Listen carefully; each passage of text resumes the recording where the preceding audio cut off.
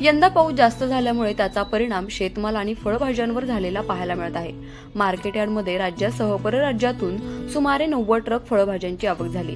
मागणीच्या तुलनेत आवक कमी झाल्याने लसूण, भेंडी, गवार, काकडी, फ्लॉवर, कोबी, घेवड्याच्या भावात 10 ते 20% वाढ झाली आहे। गेल्या 15 दिवसात झालेल्या पावसामुळे पालेभाज्यांचे प्रचंड नुकसान झाले। त्यामुळे मार्केट यार्डातील तरकारी विभागात पालेभाज्यांची आवक कमी होत आहे। परिणामी सर्वच पालेभाज्यांचे भाव तेजीत असलेले पाहायला मिळतात। तर याविषयीची अधिक माहिती आपण या व्हिडिओच्या माध्यमातून जाणून घेऊयात। भाज्यांचे दर सध्या थोडे तेजीत आहेत। पावसामुळे वेलवर्गीय पीक पालेभाजी, भेंडी, गवार हे थोडं जास्त पाऊस असल्यामुळे आवक कमी राहते। परराज्यातून माल पण येत नाही सध्या। वाटाणा वगैरे चालू असं थोडे बाजार जेमतेम राहतात, पण सध्या जास्त पाऊस असल्यामुळे बाजारात आवक कमी आहे, त्यामुळे बाजार तेजी आहे। आणि आता पित्तर 15 आला त्यामुळे अजून भाज्यांना जास्त मागणी राहते। साधारण महिनाभर स्थिर राहील, त्यानंतर थोडं थोडं मग आवक येते। एक आता नवीन माल यायला 1 महिना तरी लागतो। जास्त पाऊस झाल्यामुळे थोडे बाजारात आवक कमी आहे आणि मागणी भरपूर आहे। विशेष म्हणजे मागणी जास्त आहे।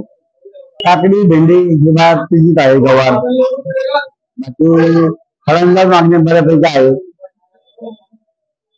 30 रुपये किलो आहे। तीच काकडी मागच्या 1-1.5 महिन्यात 5 रुपये 10 रुपये रेट होते किलोचे। खूप आवक होती। आता आवक कमी झाल्यामुळे बाजार वाढत गेले। जास्त पाऊस झाल्यानंतर ते काही राहत नाही, त्यामुळे कोथिंबीरची आवक कमी असल्यामुळे बाजारभाव वाढले। 30-40 रुपये पासून रेट आहे पुढे। हॉटेलमध्ये वापरणारे आयटम आहे, थोडी आवक कमी झालेली रेट खूप हाय होता। त्यामुळे मागणी फळांना खूप आहे, त्याच्यामुळे बाजार चांगले आहे। शेतकरी समाधानी आहेत।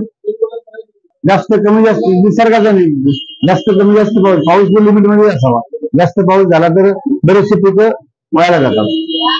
जास्त पालेभाज्याची आवक जरा कमी होत आहे, पण शेती व्यवस्थित राहील। नगर, सोलापूर जिल्हा, सातारा जिल्हा साधारण परराज्यातून पालेभाज्या कमी येतात, आता लोक जास्त काय पिकत नाही।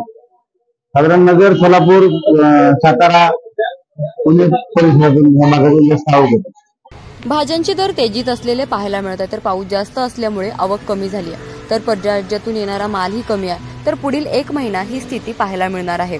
तर आता जर बघितलं तर नगर, सोलापूर, सातारा या भागातून भाज्यांची आवक ही जास्त प्रमाणात होते। यामध्ये कोथिंबीर 50 ते 55 रुपये गड्डी तर आपल्याला भाव पाहायला मिळतो। तर काकडीसाठी जवळपास 35 रुपये किलो मोजावे लागत आहे। तर भेंडी 45, फ्लावर 55, तर वाटाणा 110 ते 120 रुपये किलो दर पाहायला मिळतात। त्याचप्रमाणे बीन्स 90 रुपये, तर गवार 50-55 असून लसूण 300 रुपये किलो सध्याचे दर आपल्याला पाहायला मिळतात। तर ही 40% आवक कमी झाल्यामुळे हे दर कडाडलेले पाहायला मिळतात। प्राची केदारी, लोकल 18, पुणे।